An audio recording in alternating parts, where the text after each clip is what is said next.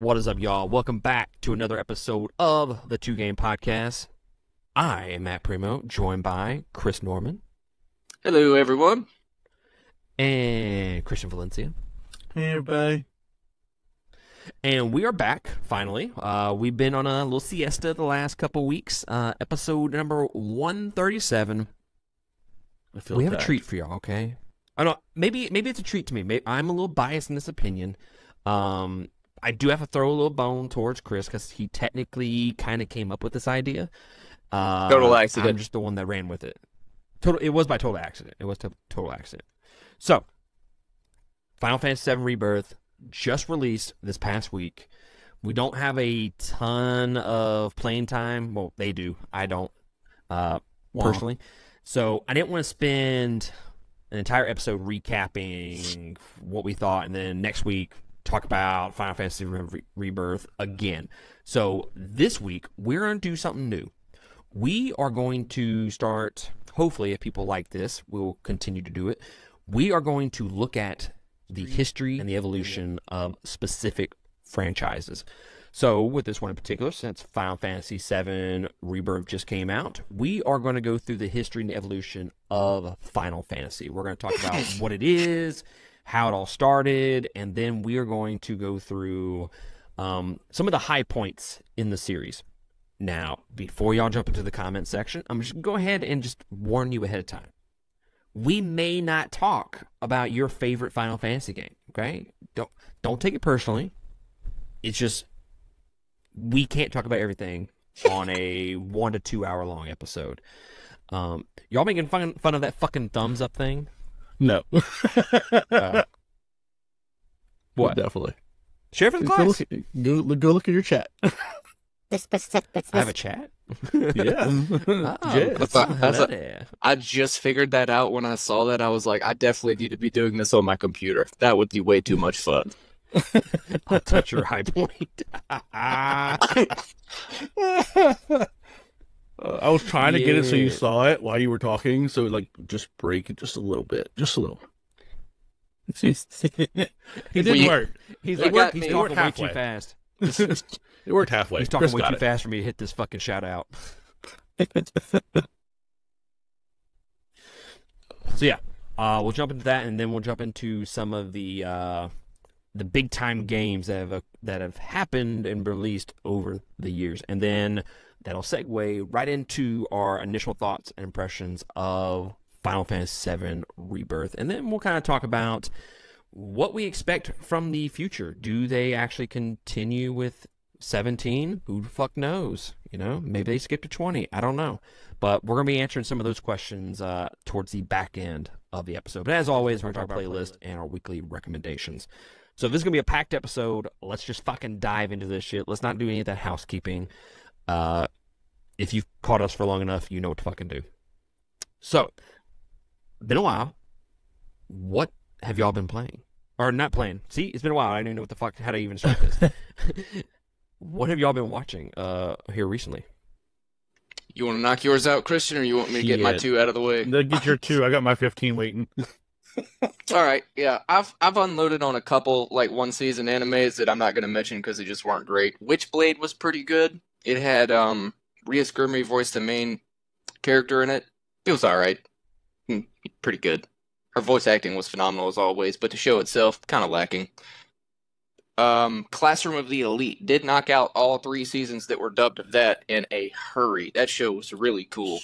So it's very good. It's not what I expected, and honestly, I wouldn't even know how to describe it that much in depth other than to say it is a top-tier high school for academic scholars, and they are all competing to be the same class of their own grade, but the manipulation and the foreshadowing and the forethought behind the characters, they're geniuses. It honestly, it can be hard to keep up with at times, but when you realize what's going on, you're like, oh shit, like I see what you did there, man.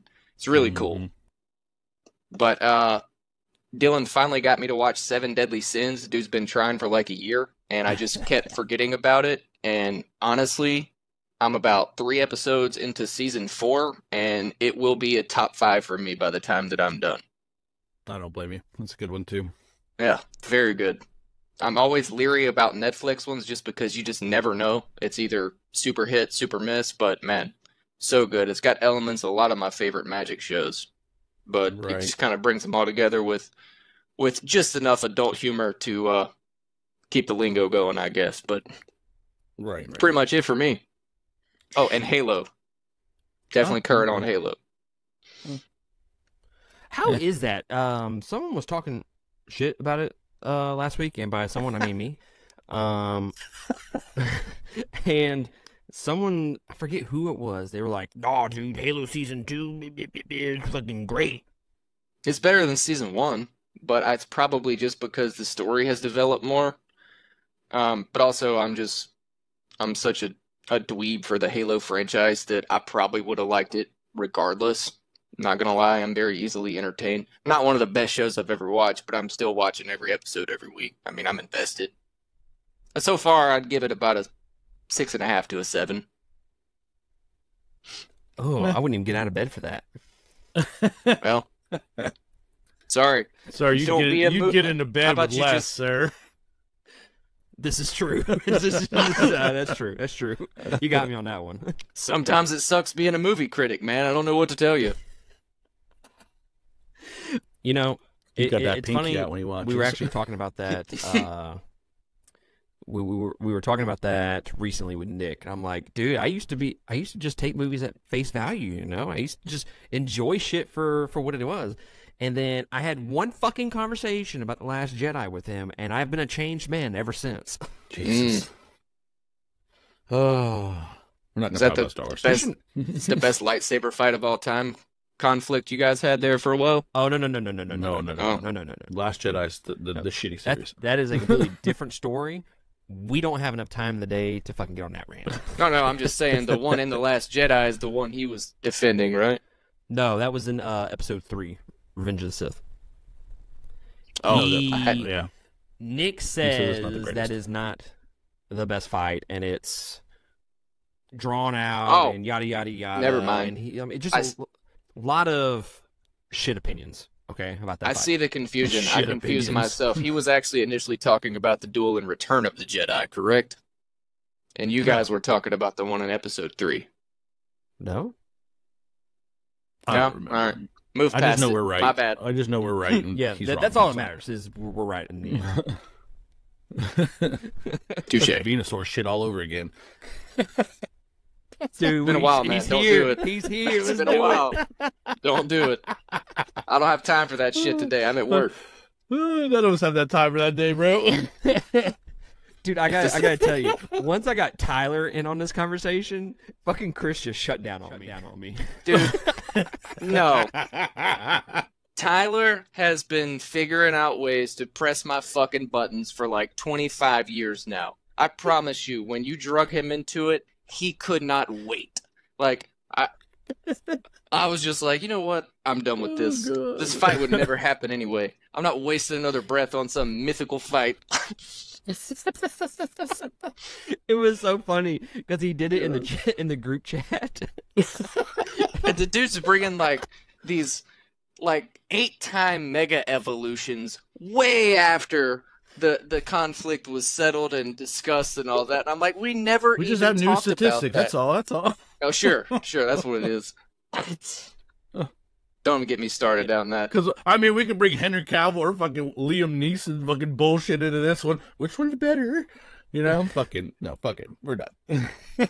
We're done. I'm done with it. I'm not doing it. It was just the group chat was just hilarious because I could see I just stood back and watched. It was kind of like watching the world burn. It was quite entertaining. Tyler and I have about 3 debates every decade, but usually when they happen, they're at their large scale. That's all I'll say. That's and fantastic. we hadn't had one in a while, so I'm sure it had been brewing. I don't want to say Chris lost the fight. Okay, I don't want to say Chris didn't that. lose the fight. You do want to say that. You can't because lose. You're if on you the other participate. side of it. Yes, you don't get But an I will say opinion this. because you bowed out once you lit the fire. So I mean, that's not really losing. That's more of just You're not the instigating. referee because you removed yourself from the situation. But I will say this: Chris took his toys and went home. I will say that. Because no. You do this shit every time we bring it up. You always act like I just tuck my tail between my legs and ran. There's no arguing with idiots. All right? And at some point, I was just like, this is going nowhere fast, and this is like going to turn into 9 hours of my life that I'm never going to get back. Not worth it. I never conceded. I just relented. There's a difference. Listen, this could be the shittiest episode from here on out, but this was fucking worth it. Remember when we started, we said we were on a time constraint? That's going well so far. Oh, God. We're like 5 minutes in. Look, That's it. Listen, Chris, I'm going to be honest with you, dude. I'm a dick. I knew where this was. I finally had the opportunity with Christian here to fucking make you on with this. I'm surprised it didn't happen last time, man. I've been looking forward, or not looking forward to, I've been trying to avoid it, but I've been expecting it for 2 months now. So, but I'm not getting into the actual debate again, all right? I'm not doing it. Because it doesn't matter if I won. It would never be acknowledged. So,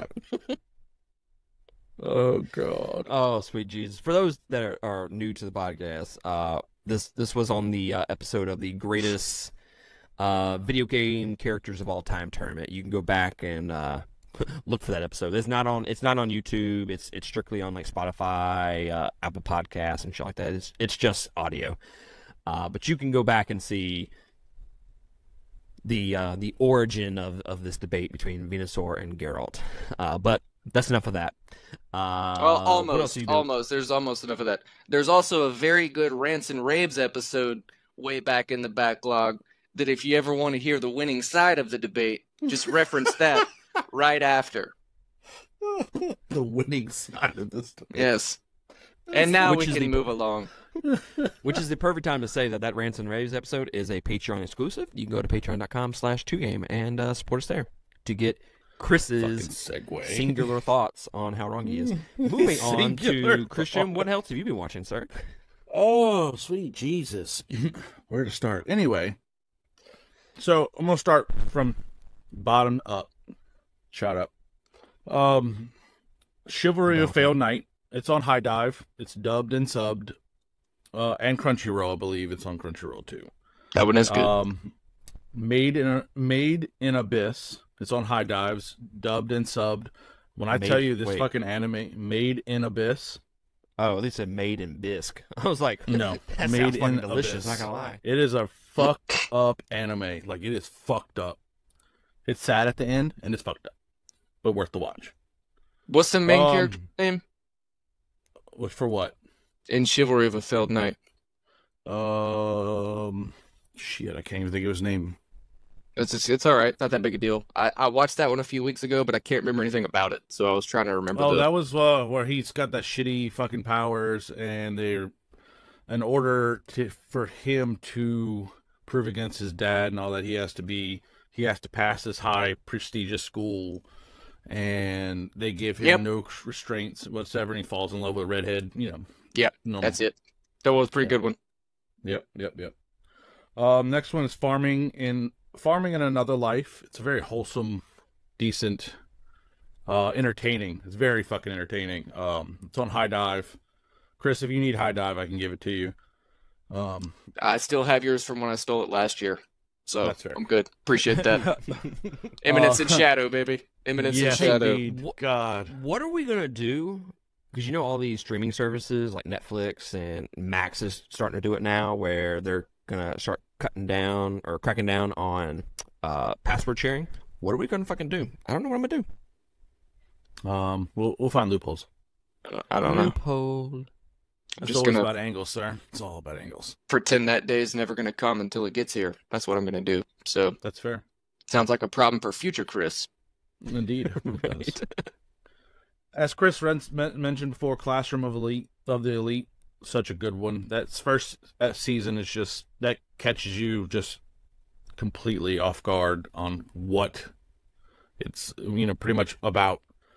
There's a lot of twists and turns, a lot of fucking things you're not gonna see until it like bam, oh shit, what the fuck just happened? Mm-hmm. Moonlit Fantasy Season 2 dropped. That one's pretty good. Season 1's definitely really good, especially Tsukimichi? later on in. Yes. I didn't know Season 2 was up. Thank you, sir. Yes, you're welcome. Everything from Classroom Elite, everything else is going to be on Crunchyroll. Spy Family, that one's really good, wholesome, entertaining, good fight scenes. Jujutsu Kaisen, you know, that's one of those people say it's big 3 now for this year. It's not bad. It's not the greatest, I think. But it is really good. Berserk of Gluttony, that's also definitely a good one. Each person in the world has their own special skill, and his is just one of the main, like wrath, gluttony, lust, and all that, but his is basically, in a nutshell, he kills people and he acquires all their skills, all their hit points, all of it, as he kills people. Yeah, it's entertaining. That sounds pretty good. Shangri-La Frontier, it's a more improved Sword Art Online with a lot more entertaining humor. Interesting. The Wrong Way to Use Healing Magic, that is another entertaining fucking just isekai. MASH, Magic and Muscle, that's one I mentioned probably previously before. Season 2 dropped. It's subbed right now for Season 2, but it's definitely worth the watch. It's very entertaining. It reminds me of a little bit of Fairy Tale, because there's a lot of magic, but this dude's just like just dimmed down a little bit in the intelligence level, and just thinks muscles are are it. So he kills them and kills everybody. He beats the shit out of everybody with just his fists. It's fantastic. Kingdom of Ruin, I've mentioned this one with Matt many a times. This is the one with the magic, the witches. The humans go on a witch hunt, kill all the witches right in front of this dude who's a human, was trained by the witches, and he goes on a fucking murdering spree. It's fucking gory and fantastic. The Strongest Tank's Labyrinth is... What did you just fucking say? The Strongest Tank's Labyrinth. Oh, I think you said taint. Well, I mean, but it's another... Honestly... Stupid motherfucker. I'd probably watch a show about the strongest tape. I mean, I'd at least want to know what it was, right? I don't know. Me and Matt are scarred from those kind of animes. We don't talk about Black Bible. We do not talk about Black Bible. But the Strongest taint. Dude, that sounds like a fucking porno if I ever fucking heard. You're always like 6 clicks away from black dicks. It's one of those things. But yeah, well. It's another wholesome. Only one if you put it in the search bar. That's fair. But yeah, I like to live vicariously. But it's another wholesome one. It's an entertaining watch. The one that took me for a loop was Frieren Beyond Journey's End. It is definitely another wholesome anime, but it's got a lot of twists and turns. Pretty much about a life of an elf, and you know they have those long lives, and she's realizing that after killing the demon lord, she's like, "What the hell did I do with my life?" After 1,500 years. So she tries to restep everything from when she was with that party, and it's very entertaining. Now, the coup de grace, solo leveling. We all saw this coming. I know Matt did. Solo leveling is the best of the best right now. It definitely took over Eminence in Shadow from my top list. I can tell you that right now. It is so good. The score is good. They follow it via verbatim from the book. They don't go sidetracking. It is verbatim from the book. And that's what I love the best, because it's gory. It reminds me of Goblin Slayer, of how gory and majestic it is. But without the shitty movie. Yeah. Shitty movie. He's not wrong. He's not wrong. I was an hour and a half wasted for 30 minutes of new stuff. I think I'm an episode behind on what's caught up dubbed so far, but I think I've seen 5 or 6, and it's pretty fucking good so far. I'm not gonna lie. It was about halfway through episode 2 where I was like, "Yep, I'm in. Whatever comes after this, I'm there for." Shit, that episode I think it's 5 is the biggest hype right now with that fight. I don't know if have you seen 5 yet? Yes. It's dubbed. It's dubbed where he fought the 5 people. Mm-hmm. That was the biggest episode. They beat so many records just with that episode. Damn. Most people watched versus like it beat out One Piece on most watched. It beat out a lot of different animes. God dang. It was a pretty sick fight. I wasn't ready for it, but I was like, all right. And then the music came, and I was like, yeah, sir. That wasn't in the book. You're right. The score in that show is fantastic, too. Yeah. You actually don't see that very often, but it's impressive. Yeah. It reminded me of My Hero Academia's score. Kind of. The movies. Yeah. Oh, I know. But yeah, those are my 15. You can do with what you want there, Chris. I got all good. I'm ready. This dude has a fucking notepad. Schedule is clear after 7 Deadly Sins, so I'm gonna get on that. Yes, indeed. This dude came to school prepared. So I've actually been trying to focus on like TV shows here recently. I'm about to actually clear my schedule up a little bit because next week we're doing the final episode of our Lord of the Rings deep dive series. So we've already talked about episodes 1 through 4 of Rings of Power. Next week we're going to start doing the episodes 5 through 8. So once we get done with that, my schedule will actually be cleared up to watch some other shit. But I've also been watching a couple other shows. Reacher, I watched the entire first season of that in like fucking 2 or 3 days. That show is pretty good. I was talking shit about, Chris and his 6.57 score, not getting out of bed for that. But that's probably what I'd give Reacher. Like, it's entertaining, and it has the dude from Blue Mountain State. So, I mean, wow, what's going to go wrong? And let me just say, okay, I'm 100% comfortable in my sexuality. That dude's fucking sexy when he takes his fucking shirt off. I'm like, God damn, bro, you making us all look and feel bad when you take your shirt off. He's pretty huge. Yeah. Well. But the other show that I've been watching outside of Reacher, Shogun, just started this past week. They released the first 2 episodes. Episode 3 just released a few days ago.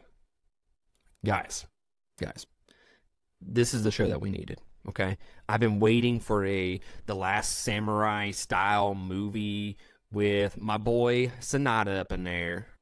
Y'all know him. He's the singular Japanese guy that's in all the movies that needs a Japanese character. He's a fucking savage. And he's the main dude in this show. So it is fucking good. Now the awesome thing about it is I think they do have a dubbed version, but why would you watch this in dubbed? I know, coming for me, that's weird. But all the Japanese is in Japanese, obviously. Now, the one thing that's weird is when they say, "Oh, you're speaking to me in Portuguese," but it's in English. So it was something they wanted to do where they didn't want it to be 2 different style languages like that for American audiences. So that's why the Portuguese is in English. If you've been watching the show and you're trying to fucking figure that out. But Shogun is really fucking good. It is on Hulu right now. Also watch The Iron Claw, which I'm reviewing with Josh tonight. That was the one with Zac Efron, and he's fucking... He's actually in that movie too. So, I'm sorry. You said the wrestling one? Yeah, the wrestling one. Say what you got to say, man. Don't apologize. He's actually in that movie too. I'm like, God damn, how does someone...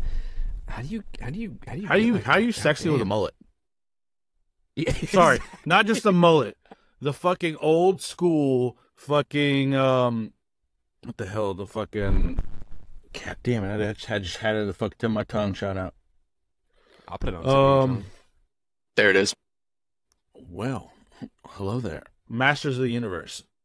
Yes. The Prince. He-Man. He-Man. There you go. God, I couldn't know why I figure why I said that, but yeah, the old school He-Man haircut. How do you fucking still sexy with that? It does look like that. You're so right. I don't know, man. But the whole time, I'm just like, I can't even pay attention to this movie. Like, your fucking shirt is off 90% of this movie. And this is not a complaint by any means.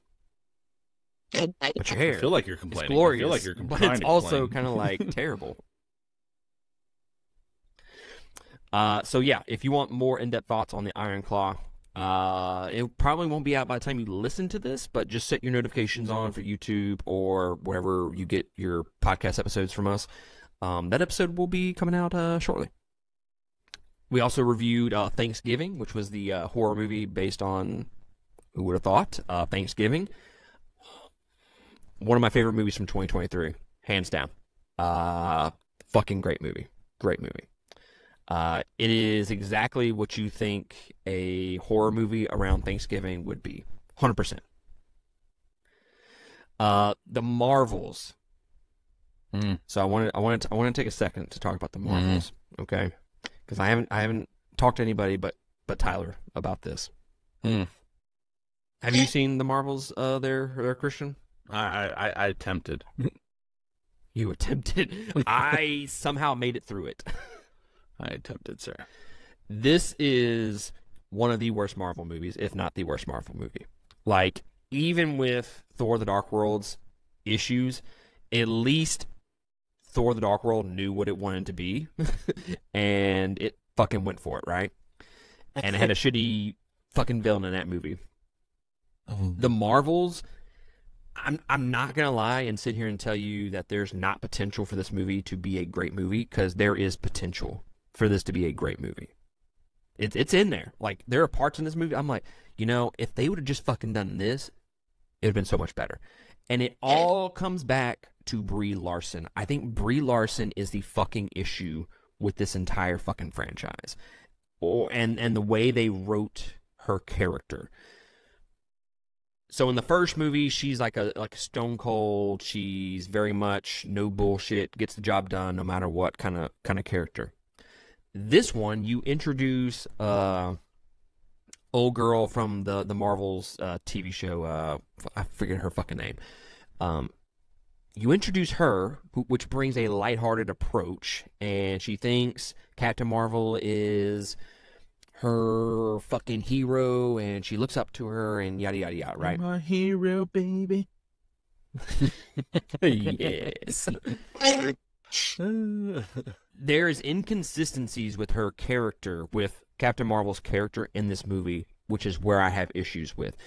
If you could have spun a character arc for her and made this a fucking great movie, but for some reason she just completely changes characters here, and now she's having fun, but then the next scene she's like stone cold again, and it's like, bruh, she should have been stone cold the very beginning of the movie, and then she finally comes out of her shell, and then she's more lighthearted. That would have been fucking perfect. But no, they're so fucking inconsistent. The villain, I don't even know who the fuck the villain was, but she was fucking terrible. But Marvel is just absolutely, like, they just write garbage characters for villains. I don't fucking understand it. I don't know. Like, you have great villains in the comics. Why are they shit in your movies? Like, I get you want to focus on the heroes and shit like that, but a hero is only as good as his villain, okay? That's a fact of life. So I hated the Marvels. I think it is one of the worst, if not the worst, Marvel movie out there. I would not recommend it to people. It looks like garbage, to be completely honest with you. The CGI is atrocious, and then the acting for the most part is atrocious.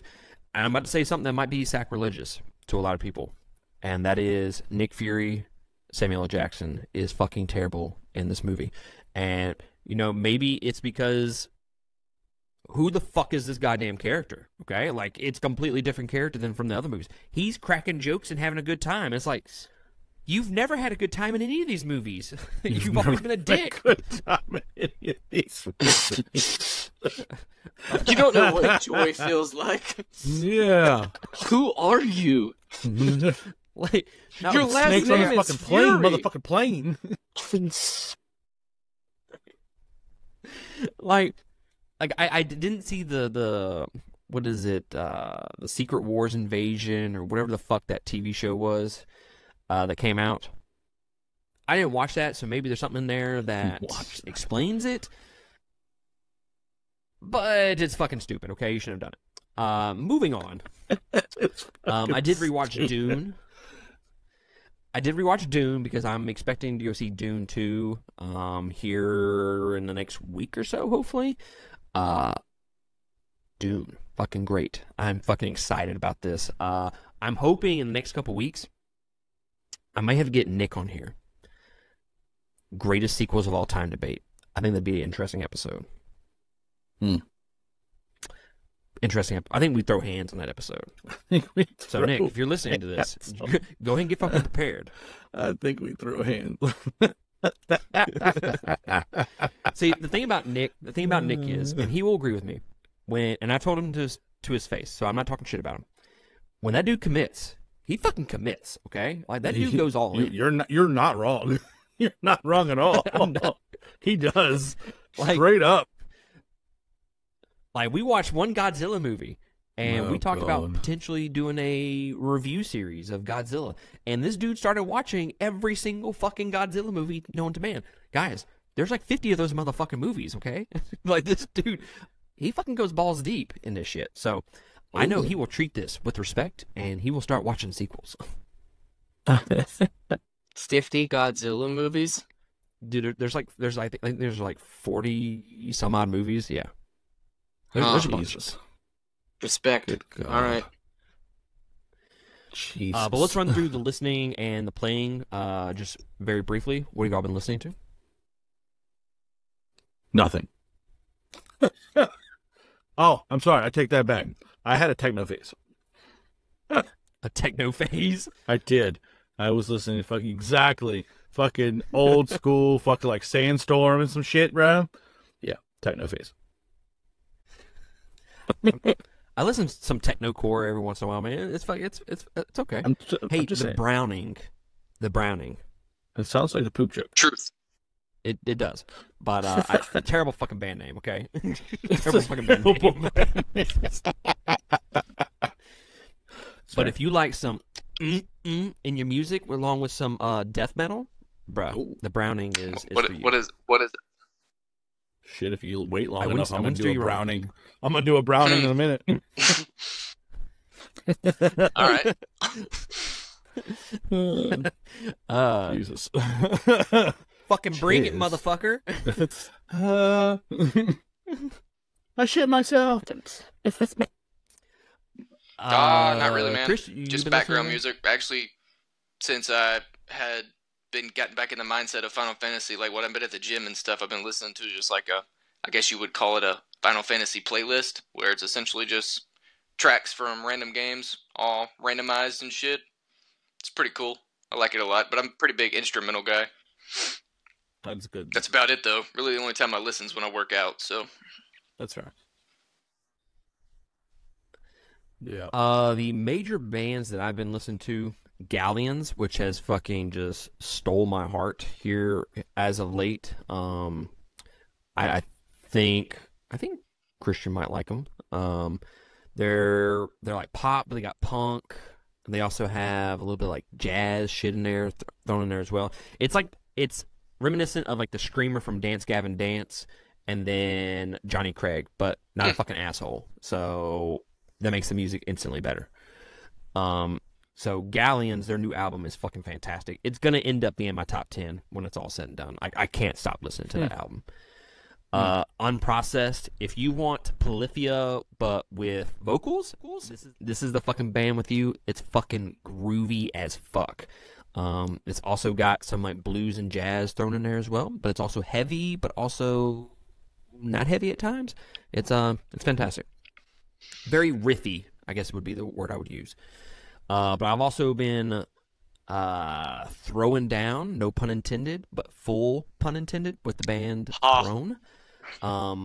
That is my band right now that I just... Thanks. That is my band that right now...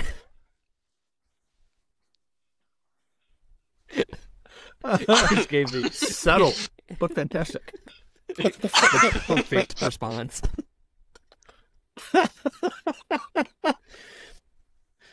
So Throne is that band that you want to listen to. They don't have a whole lot of songs, but if you want to like punch a small child in the face and listen to great music while doing so, Throne That is that escalated fucking quickly. band, okay? Now I'm intrigued. Sponge small children. And the best Had part me is a they punch just small released a children. new song. They just released a new song. I think it's called On the Verge. It's got Those like punching small children? Yes. Well, yes, but also no. It's also got like almost kind of like an 80s rap vibe to it. And it's, y'all know me. I don't fucking say this very often, so you know that I'm fucking telling the truth here. I don't like rap in my music, in my metal, and in my rock. This is fucking dope, okay? It's fucking dope in this song. On the Verge by Throne. Go check it out. And then Fit for a King, been listening to all their music and some other bands, but that's enough of that, okay? We need to dive into Final Fantasy VII. Or not Final Fantasy VII. Final Fantasy in general. So, have y'all been playing anything other than that before we dive into Final Fantasy? I've been playing Helldivers too. We need to say that for next week. This motherfucker. Have you been playing anything? No, not that. Not that. Anything else. Not that. Not anything fucking else. No, you haven't. All right. Go fuck yourself. Throne.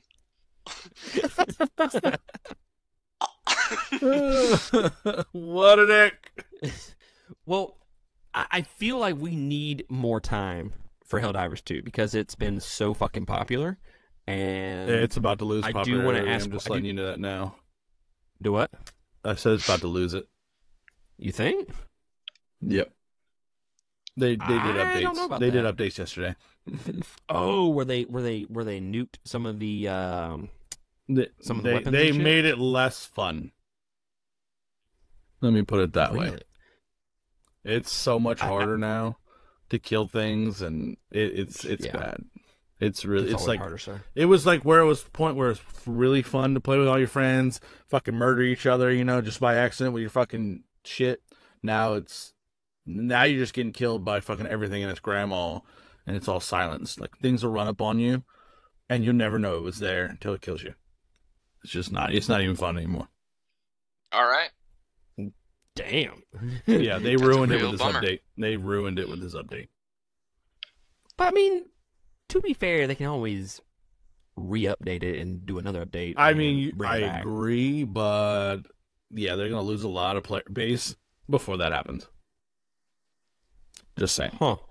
I know a lot of people have been talking fucking glowing reviews about that fucking game. Oh, dude, no, before the update, dude, yes, this game was so much fucking fun. So much fun. I felt like fucking Starship Troopers. Yes, like when I looked at it, I was like, "That Starship Troopers all day, man." All fucking day. Yeah. I can't. I just fucking can't today. Sir, I know where you live. I'm gonna come fuck you, okay? Oh no! Please don't do that. The door's unlocked. What a dick. That's not what I'll say to you. I was trying to be silent and let it work itself out, but that one got me. That was a pretty good one. That's Matt. That's Matt right there. He's gonna be silent and work it out. Right. All you're gonna hear is But probably Just just like two, short right? grunts. Probably not three. Yeah, exactly. No, he's gonna Yes. fake it. He's just gonna keep going fake. Well, the third grunt is going to be like long. I don't even know if this has rails anymore. We went off of them like 8 minutes ago. we're just floating in space right now.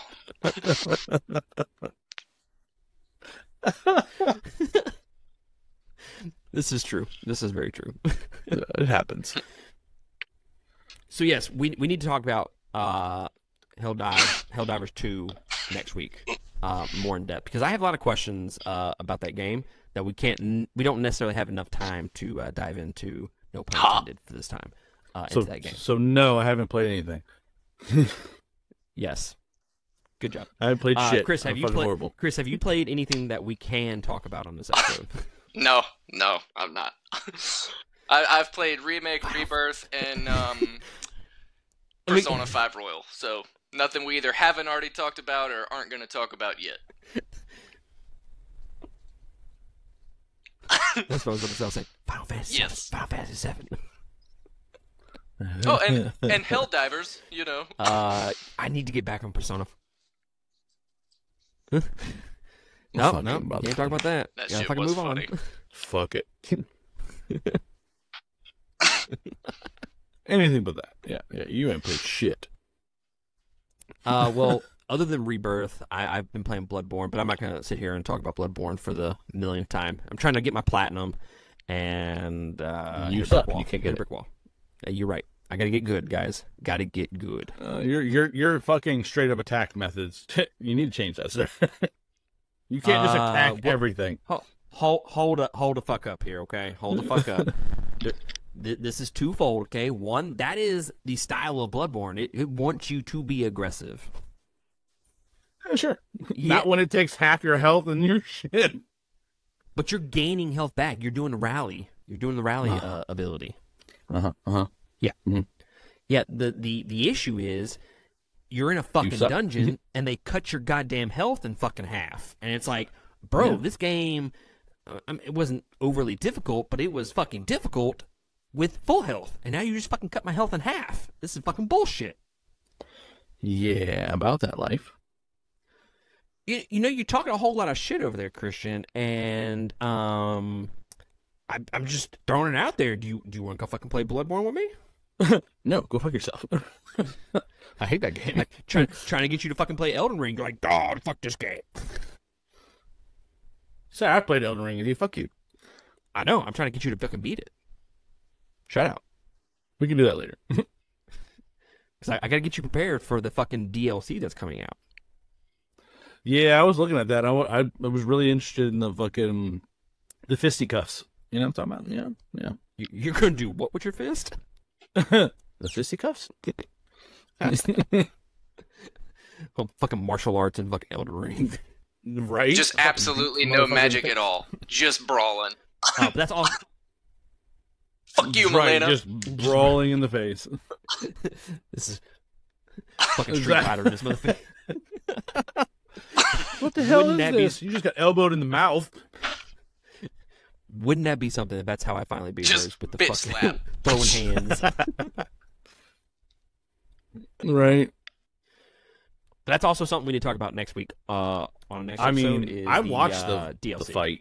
I watched the not the DLC, the fucking little aspects of that new martial arts. It's fucking cool as fuck. So it might suck me back in. You know, I'm just saying. Oh, dude, it'll suck you back in. I'm not doing it by myself. I'm not doing it by myself. That's not fucking happening. I'm going to help you beat that game one day. It's my fucking life mission. I'd have to re-download it. I don't have it on here. What a dick. No, I have Helldivers taking its place. It's fine. Well, shit, Final Fantasy VII Rebirth takes up like almost your entire fucking hard drive. Dude, I had to delete a lot of games just to get that. It was a lot. God damn, bruh. I only have 4 games. 4 games So on I my didn't play the fucking demo. reel. So I had to start over Because of at it. the very beginning of the game, and it said the download was complete, but it wasn't. The initial download only lets you open the demo. So I played the demo version the first 2 hours of the game, and when I got done, the game still wasn't done downloading, so I couldn't keep playing for another 2 hours. I was fucking pissed. It was like a It took about 4-hour download I mean, that's for me. pretty much 3.5. Yeah. It was crazy. And if I have anything at my house, I have good Wi-Fi. It's 2 discs, if you knew that. Mm-hmm. Did you Well, know that? yeah, the It's 2 download discs. disc does like 70%, but Just for the they still physical copy. download off the playable disc because it wouldn't all fit on the download disc. That's freaking crazy. Mm-hmm. So It's enormous, as they say. Indeed. All right, so this is a good time to try a new series, and if people like it, we'll continue with it. But I think this is a good opportunity to dive into the history and evolution of Final Fantasy. So what we're going to do, and I've already kind of briefly mentioned it, we're going to talk about what is Final Fantasy. And some of the people are like, who the fuck doesn't know what Final Fantasy was? Well, up until fucking like 7-8 years ago, I didn't know what the fuck Final Fantasy was until I played 10. And let me fucking tell you, I played that game not knowing how to fucking play that game, and it fucking ruined the experience for me until Chris brought me to the light. Thank you, in sir. our Deep Dive series. Ooh. Indeed. So we're going to talk about what is Final Fantasy, how it all started, the history of it, and then we'll kind of jump into the high points of the series with individual games. And then that'll lead into Final Fantasy VII Rebirth. So what is Final Fantasy? It's a game. It is a game. Yeah. Good job there, Christian. Yeah. You know, Christian is that guy in school that the teacher would ask like a rhetorical question or like a super easy question, and he'd be like, I have this one. It's a math problem. I got it. Everybody Then you go got like, it. I got it, bro. Yeah. It's a math. Thanks. What would we fucking do if Lost Christian at wasn't sea. here? You wouldn't be entertained, sir. You wouldn't be entertained. Right? Are you entertained? I am. Apparently you're not. So Final Fantasy is an fantasy anthology. Who would have fucking thought? Franchise with varying gameplay settings and stories between each installment that kind of focuses on fantasy and science. Traditionally, the core gameplay places it as a kind of like a JRPG, but it does branch out into the MMORPG, tactical strategy, action RPG, fighting games, and more, with its various spin-offs and shit like that. The majority of the games are standalone stories with unique characters, scenario, settings, although occasionally some of those characters will bridge over to other spin-offs or entries in the series, such as like Chocobos, Sid, Moogles. They even have like the summon creatures and more. And then Zack is in a few different games. So it kind of just not necessarily carrying over all the characters, but some things will carry over from game to game. Over 180 million units have been sold, and the series as a whole has grossed an estimated $18 billion. Okay, let me throw my pinky up. That's billion. Yeah, that's wild. A lot of fucking money. And it averages out to $100 a unit, too. So that's not just games. That's looking at merch, soundtracks, probably vinyls. This franchise has done a shitload. Mm-hmm. I am curious. I didn't look into it, but I wonder how much Final Fantasy Probably 14 a decent chunk has of it, grossed yeah. for the series, like with its subscriptions and shit. So how did it all start? How did Final Fantasy start? How did it come to be? Okay, Square Enix, which wasn't technically Square Enix at the time, I think it was just Square. They had been developing simple RPGs, 3D games, and racing games, but they were failing to compete within the market, and eventually they faced bankruptcy. So I'm gonna butcher this name, so go fuck yourselves. Hironobu Sakaguchi. Sakaguchi, huh? Sakaguchi. It is That's not how you now. say it. Being facetious, but it is now. So we're about to go to Japan. You got to get these things right. I need Nick. He's my interpreter. My interpreter. Hironobu threw up a Hail Mary and developed what could have been the final game. He wanted to develop one more project, and if it sold poorly, he would quit the industry altogether. He wanted the game to have like a simple abbreviation in the Roman alphabet, which is the FF.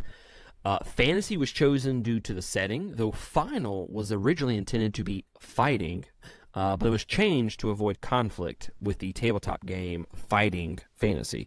Although I wonder if final had a double meaning here, considering it was perceived as his final project. I would think so. But yeah, that's kind of how it all started, which leads me into the release of Final Fantasy, the birth of the franchise. Though it was released at a time when Sega's Phantasy Star and Dragon Quest III were released, Final Fantasy's release pulled Square Enix out of its financial crisis. It was released in 1987 in Japan for the NES, and then 3 years later in the US in 1990. It has since been remade for several video game consoles, and it gets frequently packaged with Final Fantasy II. It follows, and I'm not going to do this for every single game. It was mainly just I wanted the core idea of where this series started. It follows 4 youths called the Warriors of Light, who each carry one of their world's 4 elemental crystals, which have been darkened by the 4 elemental fiends. Together, they set on a quest to defeat these evil forces, restore light to the crystals, and save their world. It featured turn-based combat, which was very simple. It had attack, magic, and item. That was essentially all you could do. This was the first game to show the players, like the first game, from what I understand, the first game ever to show the players' characters on the right side of the screen and the enemies on the left side, as opposed to a more first-person view. And each character has an occupation or character class with different attributes, abilities, which included fighter, thief, black belt, red mage, white mage, and black mage. Have either of y'all played the OG Final Fantasy? I have not. I'm very curious to know, I is played, it playable now? I played a, whatchamacallit, what the fuck, emulator before, and played some of it, and it was, it's the best way to fun, it was right after I played 7, so it was like a really hard, getting used to do, because everything was that 2-bit, fucking, it was hard to play, let me put it that way, from going from 7 to that.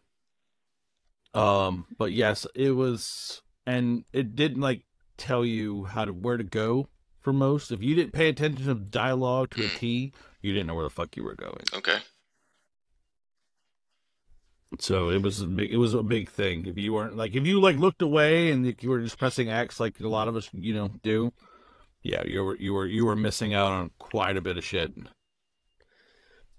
So that's my thing, is I want to kind of play some of these older games, but I mean, look, I grew up in the not fucking 87 by any means, but I grew up in the 90s and early 2000s. I played some shitty looking games, okay, compared to what they are now.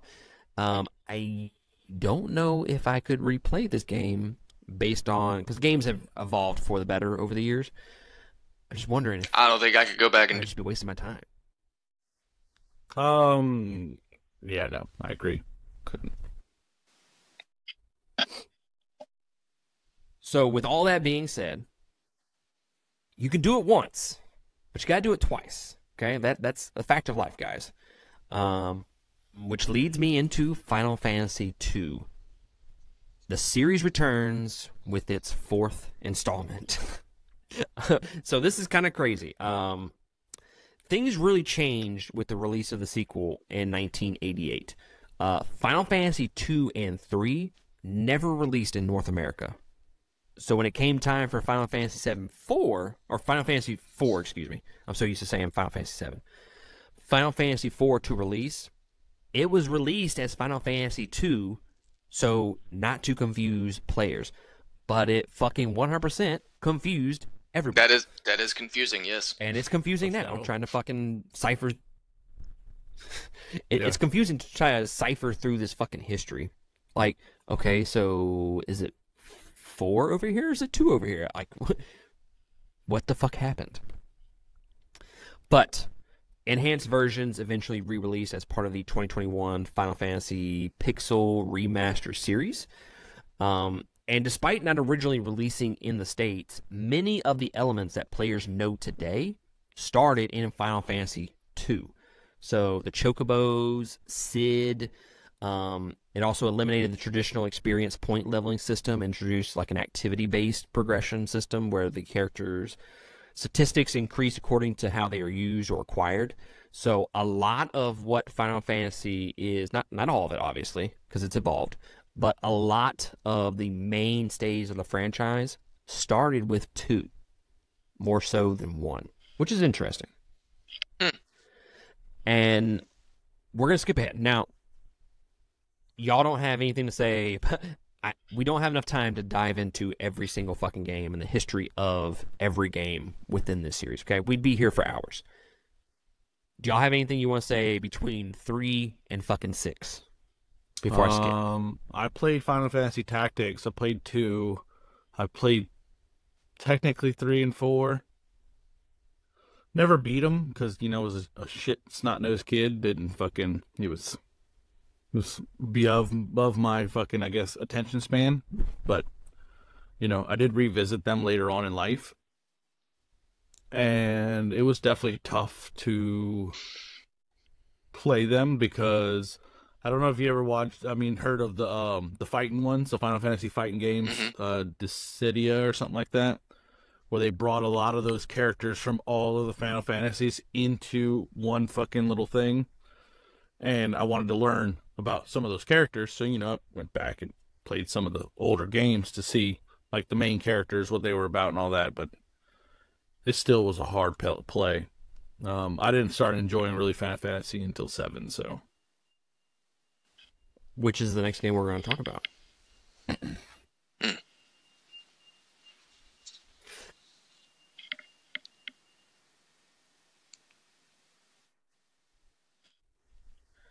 So, that leads me to one of the greatest games of all time. Or what is heralded as one of the greatest games of all time. Final Fantasy VII. I personally have not played this. I asked Christian on the podcast... Fuck, dude. This was like one of our first fucking few episodes that we did. Had to have been. I asked you, look, we're talking about VII Remake.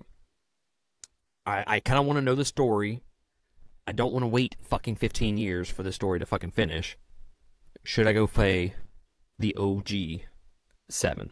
So I'm gonna pose this question to you again. Now, before I pose the question, just know that I probably won't go play it. But to the people out there, this is very important information, okay? So, if you are playing VII Remake, VII Rebirth, should they, instead of just waiting, go play the OG game? I'm all for you playing it.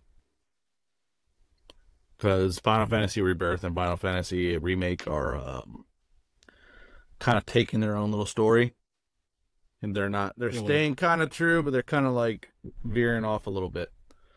So to know the true story, I mean, you can probably read the true story and fucking be satisfied with that. But, you know, I mean, for me, fuck that. I'm going to play it because it's fantastic. For somebody who hasn't, though, do you, like, so we'll get to that one later because I have a specific example about it. But do you think the nostalgia you have for having already played through it once, twice, I don't know how many times, but already having done it, for somebody who hasn't, do you think the step back, like the generational gap between how the games play, would kind of inhibit somebody from liking it?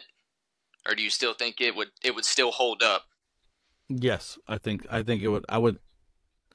I think it would still hold up story-wise. Mm-hmm. But okay. Gameplay-wise, no. Because this one you can move around and attack. For sure. You were turn-based in 7, so you had to literally strategize and all that. This one, technically, you really don't. You can just run away and not get attacked and dodge and all that other shit. So, game story-wise, okay. Yes. I'm just curious. Gameplay, no. Interesting. Good, great question, Chris. So, Final Fantasy VII, released in 1997, about 3 years after development hell, due to delays and technical difficulties from experimenting with several different platforms. This was the first in the series to use full motion video and 3D computer graphics featuring 3D character models superimposed over 2D pre-rendered backgrounds. That's a lot of mumbo jumbo. But yeah, you decipher through all that. Okay? Just know that the series took a step forward in terms of the graphics. It is widely regarded as one of the most influential and greatest video games of all time. Even the soundtrack is considered one of the best of all time.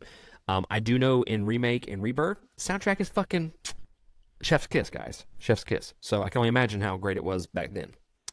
The overall gameplay system remained mostly unchanged from 5 and 6, but there was an emphasis on player control, such as the materia system, which is where this got introduced, to help provide more character customization.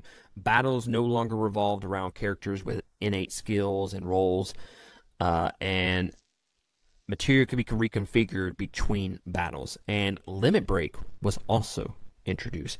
The biggest thing Final Fantasy VII accomplished was that of the graphical upgrade, especially when it came to the summon systems, which became increasingly difficult to portray in 2D style graphics. So one day I feel like as a fan of video games in general and fan of the Final Fantasy games that I have played, I feel like I would need to go back and I agree. Just experience this for at least one time. I'm kind of ashamed of myself that I haven't already, but I do think it's something that should be done. Exactly. Chris, you wanted to talk about not really in depth. Is that right? Just well, save that. That's not really a sequential order kind of comment. That's a. So I got 8. So if you want to Go do ahead. that, you can go into 9 afterwards. So growing up, we all have those uncles that have video games because you're fucking little and you don't have video game systems yet and all that other stuff. So you played your uncle's stuff or your brother's stuff, blah blah blah, so on and so forth. The first one I ever witnessed, because I played 7 after 8. I know it's a horrible order, but I never really played 8 until I was older. I watched my uncle play 8 when it first came out. So walking in to, his house and seeing the first cinema scenes of 8 of the intro was just mind-boggling. The technology we had, it looked like a fucking movie, and to know that most of the game looked like that, back in the day, it looked like that. The story, the whole 9 yards that I got to see and witness from that made me want to play that. So when started at 7 and then worked my way to 8, and then obviously when 9 came out, I was super excited to, because 8 was really good and 7 was even better. Granted, they were all 4 discs long, and you scratched some motherfuckers. You weren't using them. You weren't using shit. Because I did that with 8. I was on disc 2, and you could not get past a certain scene ever. That sucks. Until I went and got a new disc. I cleaned it, did whatever, and fucking, dude, it took me about 6 months before I got a new disc. But yeah, 8 was definitely a turning point with it, because you had the story from 7 of the friendship, the bonding, and all that, and they just elaborated on it more. And then they put a rivalry into it also with Squall and Leon. Well, Leon and Squall are the same name, but and Cypher. I'm sorry, his name is Cypher and Leon, and their rivalry between the whole story made it even better. And they even had the scars to prove it. And if any of you have never seen the opening scene to 8, it is definitely worth the watch. I'm ashamed of myself. I've never played 8 either. Let me put it this way: Gunblades. Just saying. Yes, that is your main weapon. Many friendships got lost. Many friendships. got lost or destroyed from people You're not borrowing wrong. CDs and scratching them. Yes. Yeah. So Chris, That's you all still right. waiting on Final I was Fantasy just IX? gonna say I didn't play 9 until very much late in life. It was actually just a couple years ago. They put it on the Switch store for like $11, so I thought, what the hell? And it was kind of strange to take such a graphic step back and to take such a step back as far as gameplay, going from the complexity that I'm used to now to the simplicity of what it was apparently back then. But what I will say about 9 is if they keep doing installments of complete redos and remakes alongside introducing new content and new stories like they have for the last few years, I think 9 should low-key be close to the top of the list for one that gets remade first, because I think a modernized version of that basic story would be phenomenal. It was probably... It wouldn't be one of my top 2 or probably even 3 story bases for the Final Fantasy games that I've played, but it's only because what I got was the original version of it. I think the story has potential to outdo most of the other ones, honestly. And the character base is really good. It's just like any other Final Fantasy game. There's some you like, there's some you don't like. But for what it had at the time and the lack of ability to actually voice over all the characters, the emotion that the conversations conveyed just through dialogue, it really stood out to me. Like, I think 9 has a lot of potential to be something that they could reinvest in down the road. I agree a lot. I do want to play it. And moving on to what is my favorite Final Fantasy game. I know that's going to really make Chris proud over there. Hard. Final Fantasy X. And this is No. Hard. Hard. With a D. This is the evolution. Yes. Oh, hard. But heart short. Well, that too. Sure. Not so much. Diamond. This is, I guess, in my opinion, where the series really evolved the most. And that's where we kind of know the series to be, is from Final Fantasy X. It was released in 2001 for the PlayStation 2 and eventually re-released several more times for every other console known to man. This marks the series' transition to fully 3D areas and the first in the series to feature voice acting on top of it. I will say this, and this is going to be a shameless plug. Check out our extensive deep dive into the entire game of Final Fantasy X. We recap the story, and we tell you the best way to play the game. Everything.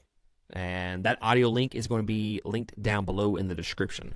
That was kind of before we did a video with our podcast, so you're going to have to go listen to strictly the audio-only version of it. But it's 5 episodes, and guys, it's fucking beefy. We recap the story, talk in-depth about all the characters, what you should be doing at specific times, gameplay tips and tricks and shit like that. And it's all because of the guru right here, Chris Norman. Him and Lindsay really put that series together. And it for those that follow the podcast for any length of time, y'all know that I played Final Fantasy X and did not fucking really enjoy it. I didn't even finish it, to be honest with you, the first time. It was mainly because I didn't really overall understand it, and it was because I didn't have the fucking options turned on to where I could read to see what every fucking spell did. So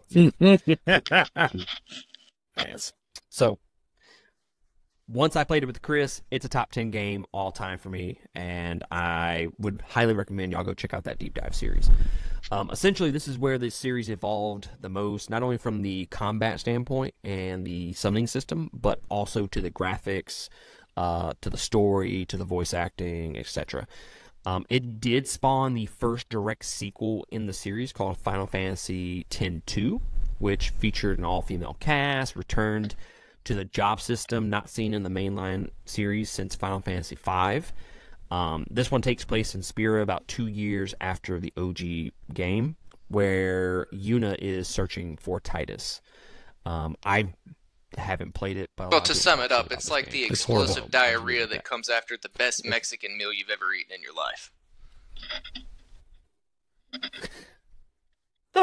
I love that. That is fantastic. That is absolutely fantastic. I mean, I'm serious, man. That queso's good till it hasn't come out, and X2 was just, it was a poo-poo shower. So, the job system was cool, and the job system returning, that's a cool franchise staple, I guess. You know, the dress spheres were pretty sweet. That was the only point the game got. I mean, it was trash-ass enemies, trash-ass change to the combat outside the dress spheres, and the dark world of Spira turned into, like, fucking Candyland all of a sudden. Just wasn't even fun.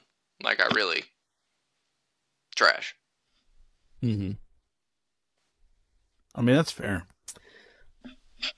I can't argue with any of that. So Final Fantasy 14. No what else to say. While it what?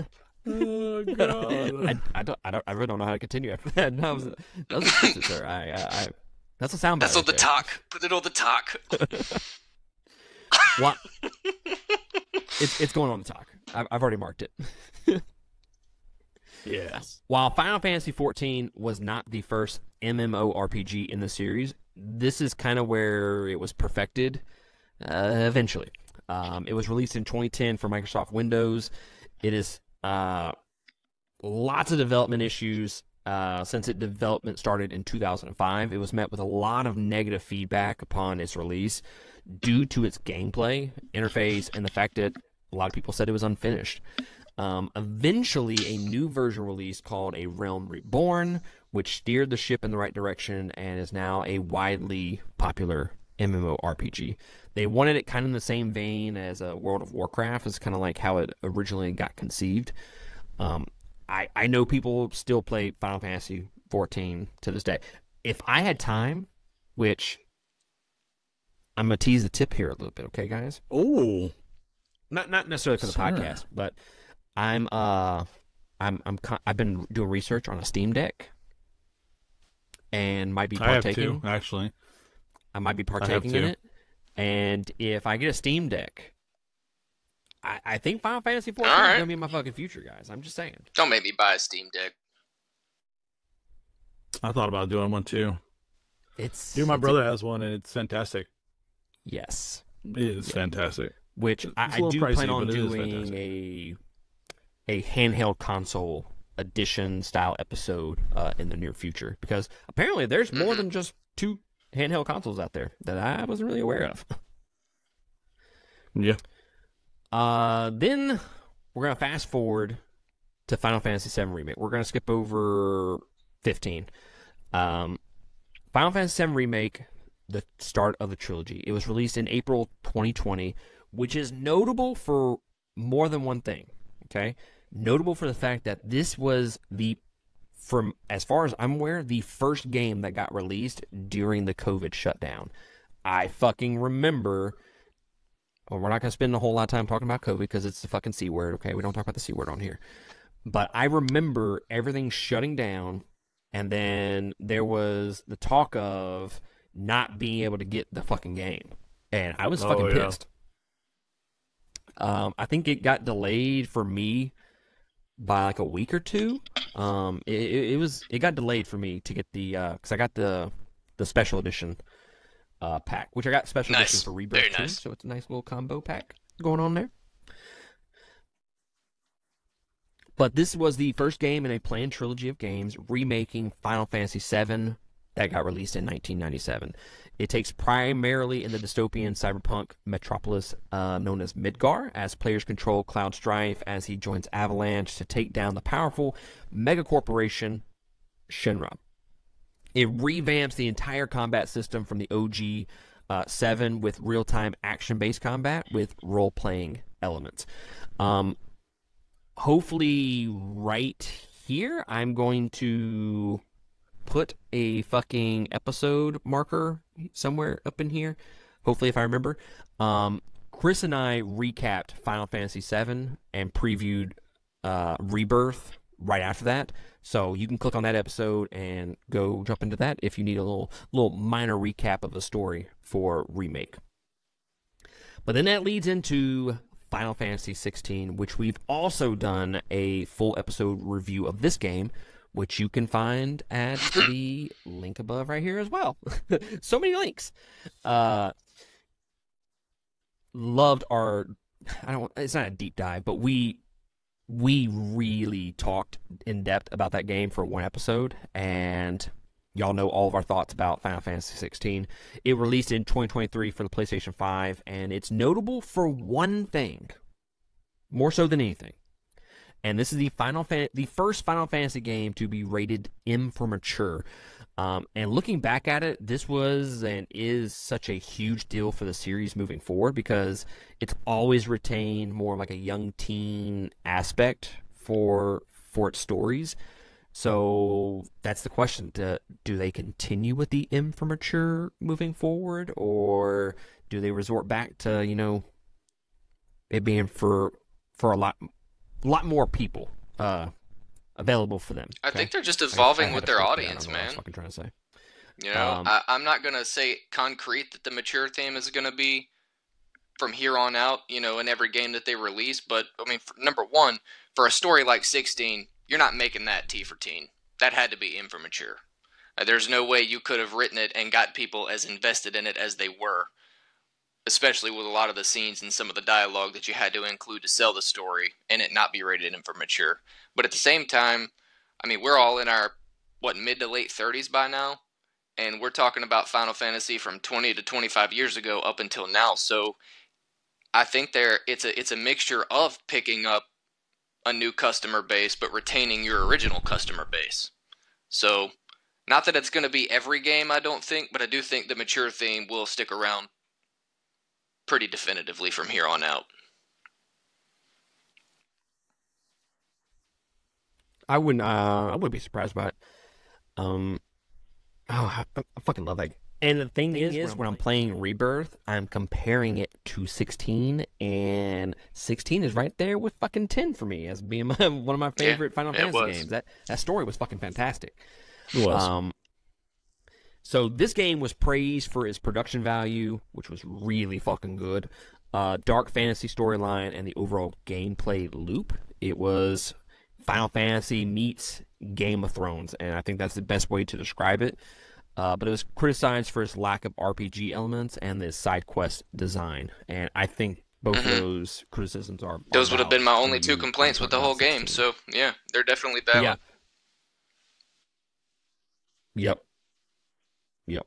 But everything else about the game, fucking just absolutely fucking phenomenal. One day I'll go through it and platinum that thing. That thing, so good. So good. Yes. In the words of Chris, hard. Not hard. Hard, yeah. Hard. So, that leads us into the brand new game. The game that just released this past week on February 29th. The second game in the trilogy, and that is Final Fantasy VII Rebirth. The question moving into this game was, is it worth the hype?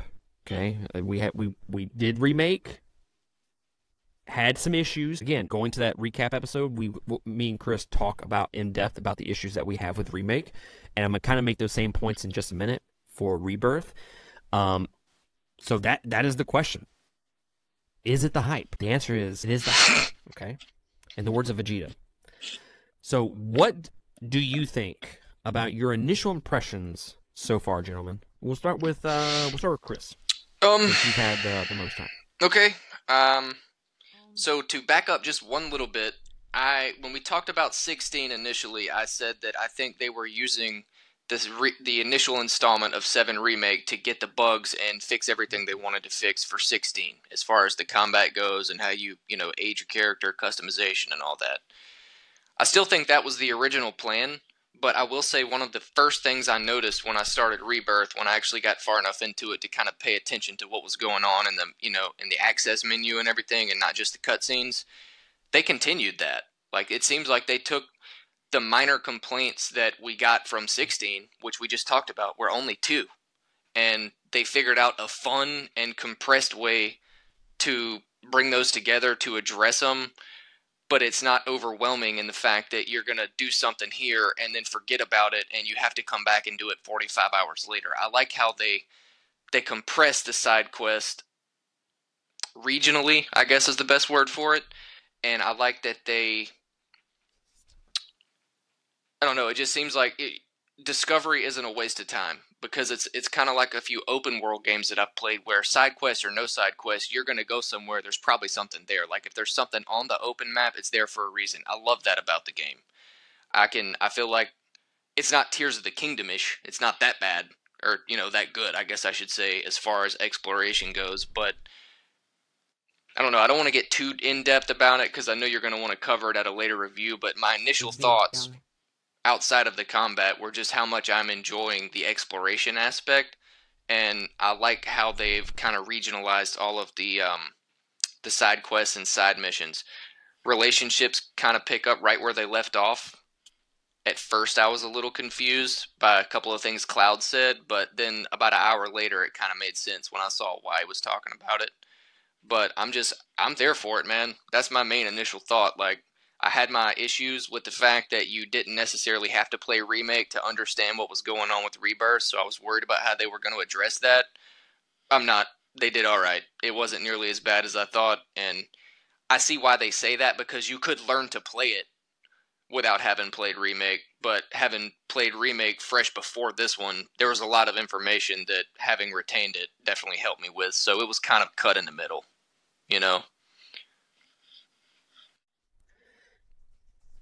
I'm glad you brought that up, because I did see the things where they said you don't necessarily have to play Remake in order to play this game. I was like, but it's a continuation. It's a trilogy. Like, why the fuck would you not be able to? Why would you not play the first game? And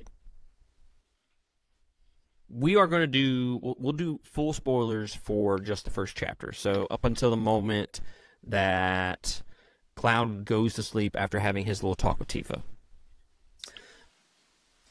So you've been warned. The way the game starts is kind of the issue for me. How it does like a small recap, but it's not a recap at all. And I don't know. I feel like it should have started the moment with the news anchor comes on. That's when the game should have started. It's kind of confusing when they have that first little portion of it. And granted, it's fucking 30 seconds. It's not a long segment by any means. So this is ultimately a nitpick. But I think the game flows better if they just cut that out altogether. And then, like you said, you don't technically have to have played the first game. And they do a decent enough recap within the story, as it's like it's more, what's the word I'm looking for? It's more organic in the story rather than, oh, we did this and this and this, and we had fun doing it, guys. Like, it wasn't like that kind of fucking recap. It was organically woven into the story, which I do appreciate. So, for those out there that are wondering, do you absolutely have to play Remake? Honestly, you don't. You don't. I don't think. Now, like Chris said, I think you should. Obviously, you need some of those background with the characters and whatnot. But so far, I don't think there's anything there that just says you need to 100% put 50 hours into Remake. It really seems limited to just a few dialogue callbacks, really, to the point that I'm at. I think playing the Sephiroth was fucking awesome. Why would you switch to Cloud? I never did. Fuck that. Fuck that, dude. Wait, you can swap to Cloud? You could have swapped to Cloud. Do it, motherfucker. Fuck you. I agree. It's not very often you get to play Sephiroth, and I took advantage. Dude, that fucking sword is fucking massive.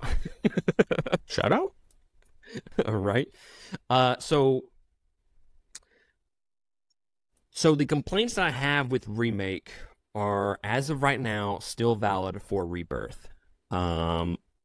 I had an issue with, and I mentioned this in that episode where we recapped Remake, and that is the fact that I can't stand it when the developers make me walk so fucking slow.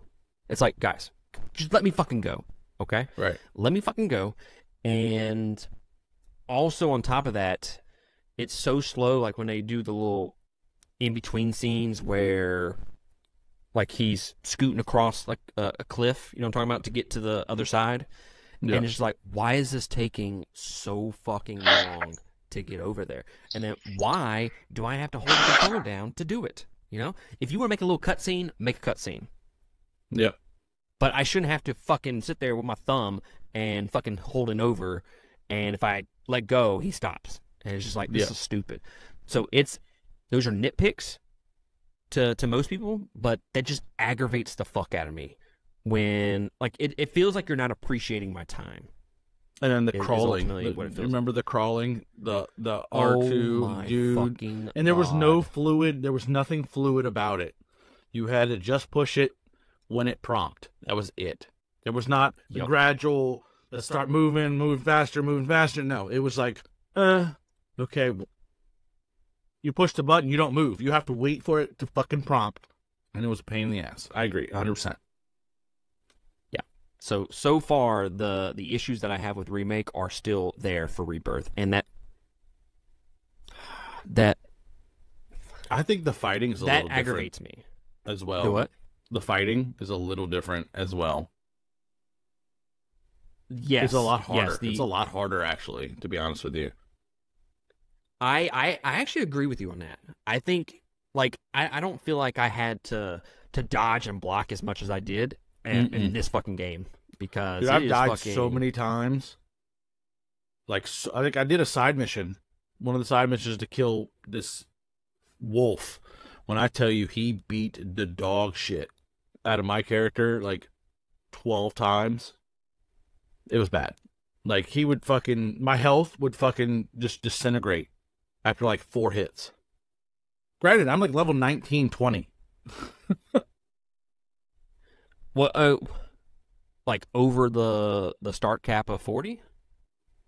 So, right now, I'm level 22. Yes, I'm level 40. No, you're not. For now, right now, you are. Yeah, well, that's what it says. Yeah, right now you are. So when you go back to the story and you start actually playing, you'll be like level 20.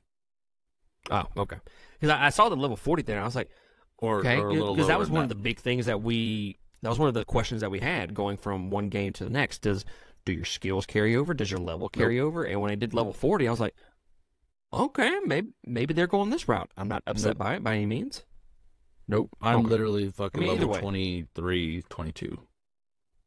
Ah, I got you.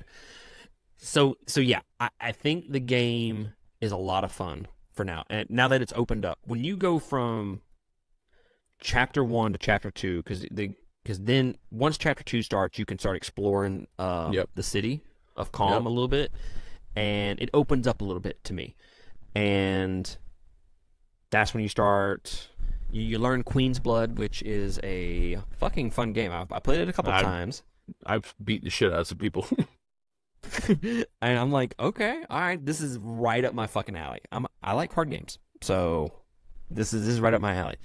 And I've already bought my first 2 booster packs, which is going to be another little thing added to the game that I'm 100% going to fucking play. And where'd you buy those booster packs? Because I didn't find booster packs until way later. So you know where you see Aerith up, like when you get out of the hotel, you see Aerith and you talk to her and she's like, "Hey, do you want to like climb up the water tower?" And I'm like, "Fuck yes, I do, motherfucker." You think it's a fucking game? So if you walk around that area to the left and kind of like directly behind her is a stand, and you can buy 2 booster packs out of there. Huh? It's almost directly across from her on the backside of the... So that would definitely would have helped some of those fights that I had to do. Some of those fights, I'm all like, I have to strategically place this shit because I'm losing. Well, yeah, you know, because they're 500 a piece, and I was like, I have fucking $2,000, and they just told me I need to go buy like weapons and shit. Right. Whatever, man. I'm gonna fucking own it. I'm gonna fucking buy these booster packs. Definitely. Queen's Blood seems like a lot of fun. I'm going to be wasting a lot of time playing Queen's Blood. Oh, I fight everybody I see that I can do it. Everybody. So I think I hate feeling scatterbrained in RPGs like this, where I go do this and I'm like, oh fuck, I'm gonna go over here. It's kind of like the big issue that I have with, I say big issue, it's not even an issue, with like Tears of the Kingdom. Like, I get so ADD, I go do something else, and I'm like, oh fuck, I need to go back and do this shit. But there's fast travel, sir. Do what? There's fast travel. In this game? Yes. Yeah, I haven't got that yet. I'm just letting you know, so your scatterbrain's fine. You can fast travel places.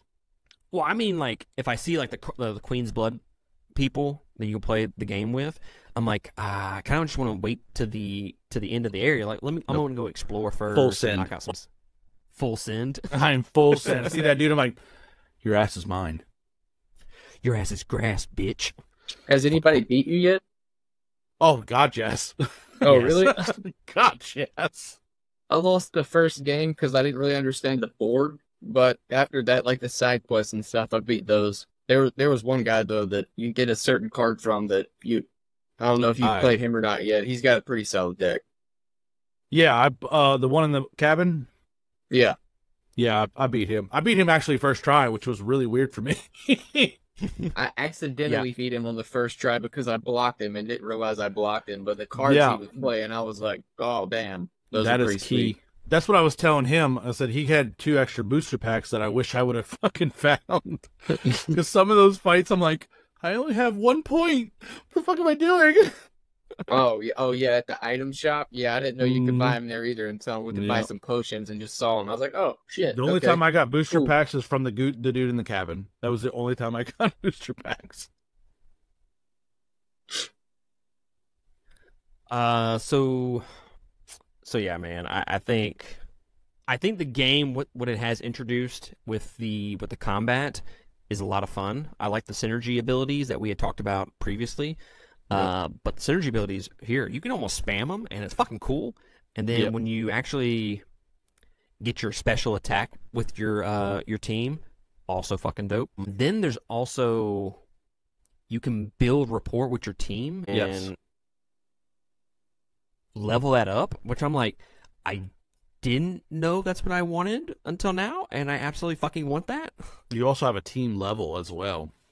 You'll find that's what I'm out talking later about. on. Oh, yeah. No, there's a whole different. Well, yeah, it's 2 different metrics. There's the affinity metric, and then there's the team level metric. Yeah. Yes. Yeah. I'm not sure what the team level metric actually builds up for you, but it's cool to track. I don't know. I know I'm almost level 3. That's all I know. Yeah. I just learned about it. I talked to Arif, and like I said, she was like, "You want to go to the water tower?" I'm like, "Bruh, I'm about to clap them cheeks. I'm gonna fuck you up on top of this water tower. I just want you to know that." fucking Shinra. Fucking twat swatting motherfuckers, man. Yeah, everything nice. All right, guys. So, weird little thing here. Had some technical difficulties a little bit. Chris got kicked out, and then we brought him back in, and then we had to leave. It was a big mess, okay? So, what we're doing is Christian had to leave. He had to go do some work-related stuff. Just me and Chris from now on. We are re-recording a good portion of the original discussion that we had on Rebirth. So, we're going to start over a little bit, and I really do want to focus, not a ton, I don't know how much the game evolves past Chapter 1 in terms of the combat, but I do want to talk about the combat in general, just so people can get an understanding of, I guess, the difference between this game and Remake, and whether this part was in the episode or not, I don't really know. I got to do some editing and shit like that. But Christian has made it known that this game feels more difficult in comparison to Remake. And I do agree with that. I think that I'm having to dodge and block more often than not. And I don't think I ever really had to do that in Remake. So I think it's more difficult, but at the same time, I feel like the combat's more engaging. And again, Chris, we're not going to spoil anything past Chapter 2, so if there's anything past synergy abilities, we're not going to spoil. I don't know if they add a new new wrinkle into the game or not. How do you feel about the synergy abilities, whether that's just teaming up and then you get the ultimate move that you're kind of building towards? How do you feel about that being added into this game in comparison to Remake, which didn't have that, and the fact that you just beat the game? No, I'm with you 100%. I agree wholeheartedly that it does feel more complex. I won't necessarily use the word complicated, but it does introduce a few new mechanics that you can put kind of toward the stack of building your combinations up and developing your characters with the synchrony abilities or the synergy abilities. They're really cool, and the animations are great. I do love that addition, and I like that there are different variants that you can add. Like you can have certain ones with certain party members, and you can have certain ones with other party members. It kind of reminds me of the finisher combos in Persona 5, how two people will randomly just team up for a finisher move. I don't know if you've seen that yet. Yeah, I thought so. I didn't want to spoil that for you, but I thought you were past it. Am I? I don't think. I've literally stopped at part 1. Oh, okay. You're about to see it. Okay. It comes right in the second part, but it kind of reminds me of that. The combat overall, I think, is a lot more engaging. Like you said, again, there's just so much more you can do. It seems like you're spending less time taking care of your weapons and your gear. Like, you still have to do it, but you don't have to manually pick all the skill points like you did in Remake. I like that a lot because it just gives me time to focus on the gameplay itself and the story. I don't mind inventory management, but at the same time, they've added so much to this game and this world in comparison to Remake, but that I feel like that would just be another task that would just chew minutes away from me enjoying the game. I feel like I'm using magic a lot more in Rebirth than I did in Remake. I don't know if that's... I'm using it less. Really? I don't know, man. Maybe I was doing it wrong in Remake, to be honest with you. I don't know. But it could have been because the combat seemed so simplistic that I didn't feel the need to do it. I don't know, but there are certain aspects of Rebirth that are... you said no spoilers after Chapter 2, right? So, all right, Chapter 1. After Chapter 1. So the moment you and Tifa have a little discussion on the roof, and then you wake up, and you can do the little, you run around the town, and that's... I've mentioned you talk to Aerith, and she wants to, bang your brains out on top of the water tower. Correct. That's pretty much the stopping point. Yes, correct. All right, so you've seen Chadley again then from Remake, and been introduced to like the side quests and all that. I have not been introduced to side quests yet. Okay, then I can't say that one particular thing about combat, but you will very, very soon. It's a cool addition. It's more a spoiler from Remake than it is Rebirth.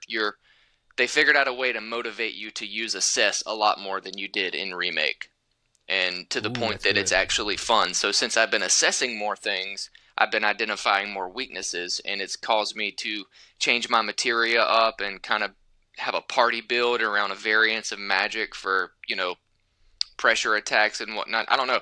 It just feels like they tweaked little things from Remake, and I can tell that they took some of the good things that we liked about the combat in 16, and they put them all together, and I find it a lot more engaging.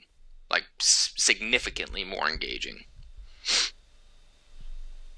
No, I think you're right. I do remember that it's like a little tutorial. I'll put air quotes around that. They make you assess one of the bosses, and that was one of the things I rarely used in Remake. So I do have that little bit of that hint that, hey, we want you to use this skill more often in the game. And I'm all about it. I think assess to me, it's one of the things that makes Final Fantasy Final Fantasy. I know it's something super simple and kind of stupid, but that's just one of the things, like when I was playing 10 or whatever. Oh, let's assess. And then, kind of move forward from there. So I do like the fact that it does seem like they're going to have that added element of you need to do this or your life is going to be fucking miserable if you don't. Yep. And as a completionist, I will go ahead and tell you it won't spoil anything for the story. This is just personal advice. You just assess everything you can assess. That needs to be the first use of your ATB gauge in every single battle. If you've already assessed it and you're fighting it again, then obviously you don't have to. But anytime you come across something you haven't seen before, get that assess out of the way real quick. That's fair. Circling back to the synergy abilities, I like that addition to the combat. It adds a little fun wrinkle, I think, and I like the fact that it's not like I know the synergy special ability, you have to work towards that and build that meter up, but you can spam the fuck out of just those abilities with your partner, like your party mates. And I'm glad they didn't tie everything to a fucking meter. Like, oh my god, this is another fucking meter that I have to look at and to manage. I do know that. What boss battle was it? It's the boss battle where Sephiroth actually joins. Mm-hmm. It's the one with the it's like the 8-legged creature and he jumps on the wall and you gotta fucking knock him off the wall and shit like that. So I had to use assess. The synergy ability was great because I could just kind of spam that, but I was consistently shit on my ATB bar consistently. And I'm trying to do a fucking fire attack or some shit like that, and it's like you don't have enough for that. And I'm like, you fucking bitch, man. You gotta wait 5 minutes and you can't reach it, so you can't hit it to charge it up faster. I bet that shit was annoying. It was. But luckily, Cloud had a little something in the tank, and I could shoot him down like that. But yeah, I don't ever remember having. But I didn't use a whole lot of magic in the first game. I really didn't. Mm-hmm. So I feel like I'm using it more. I know you're fighting one. I don't even want to call him a mini boss, but it's like the it's the guy with the he slings the rock or some shit towards the very beginning of the game. It's like it's a tutorial battle essentially, and I just so happened to hit fire spell. And it fucking, like one of his weaknesses, and I wasn't expecting it. I was like, oh, I'm going to come beat your ass now. Just instant stagger, huh? Yep. Yes, instant stagger. He made a choice, and it was a bad one. So I do plan on using it more, but with kind of bouncing off of that, were there shortcuts in Remake? I can't remember. Like you could push L1 and square, and it would use one of your special abilities. Mm-hmm. Was there? I couldn't remember that. Oh wait, no, there wasn't. I'm sorry. You still had to click X and go into the cursor menu. Now, it might as well have been a shortcut because it froze the battle essentially while you were doing it, but it did take a little longer. Yeah. The shortcut aspect of this, if them adding that, dude, just a godsend. That made things so much smoother, quicker in battle and shit like that. It feels more organic and free flowing. The fact that I can just go bloop bloop and bam, instead of going to a menu and then going, okay, which one do I want to do? Oh, this one, okay, and then attack. Yeah, I think Enix took that one from the old Kingdom Hearts playbook, honestly, because I haven't seen an action RPG with side elements like magic and time congruence that will allow you to do that since those, to be honest with you. Now, if I'm being completely honest, I wish magic was more how it was in 16. It was easy in 16. But really? on the same aspect of that, I feel like it was nerfed in 16. Like, magic was important, but I don't think it was important. You know what I'm saying? No, yeah, I completely agree. I honestly, unless it was something that I knew for a fact I needed to build a stagger bar up, I didn't even use it in 16 because it felt so weak. Like, the only thing it did for me was to pressure enemies faster. Yep. So I like the way that they used it in 16. Like, you can just push a button and that was your magic attack. So I like that aspect of it, but the fact that it was just nerfed beyond fucking belief, that sucked. That sucked. Kind of took it away from the Final Fantasy. And we never even talked about that on 16 as being a huge complaint. But being removed from the game, that is one of my complaints. Yeah, I think at the time we were just so in love with the cinematics that we just looked the other way, if we're being honest. At least, I mean, by all means, I'm going to fucking play it again, and I'm going to fucking enjoy it, and the lack of magic is not going to deter me by any means. So another thing that I want to talk about is the overworld. Remake was very much linear in its progression. Maybe not so much to the fact of what, or to the degree that 16 was in terms of being linear. I don't know. I think 16 had some open ass areas. I don't feel like Remake ever had huge ass open areas like 16. There were little hidey holes to explore and all that, but it was kind of just it was open in the aspect that if you saw a section on the map that you're probably not supposed to be going to, if it's away from your objective, there's just a treasure chest there. You know, it wasn't open exploration. It was just open enough that you couldn't call it linear, but it was still pretty linear. Yeah. So how do you feel about the traversal options in this game? You can run up to it and you can vault over it, climb up. I have thoughts, and I want to see if we're on the same page here.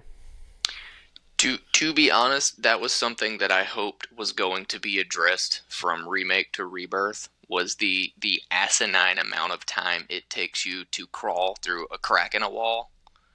I'm not going to say it takes a lot away from me, but every single time it happens, I'm like, Jesus Christ, here we go.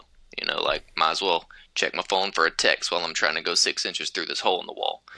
You know, right. It does take significantly longer than it should. Now, I don't mind the ones where you just vault over stuff because I'm sprinting everywhere I go anyway, and as long as you're holding the sprint button down when that happens, it's usually pretty fast. But crawling through crevices and climbing up shit takes a hell of a lot longer than it probably should. I agree. And this part probably got deleted, but Christian and I were discussing, you know, like crawling, and it's like it's not smooth. It's like you got to push it down, he crawls, and you got to push it down again, and he does another move, and it's just like, Jesus fucking Christ, man, can we just fucking get on with the fucking picture here? And so same complaints that I have from Remake are present here in Rebirth, and that's very disappointing because I feel like, okay, I don't know if I was the only one complaining about that in Remake. I don't feel like I was. And then now y'all just continue to do the same shit, and I gotta do this for fucking 70 to 100 hours. That's really, really gonna fucking bug me over the course of the entire game. It's just not smooth. And the fact that they added in Tomb Raider crawling up fucking wall shit, it's not good. It's not good.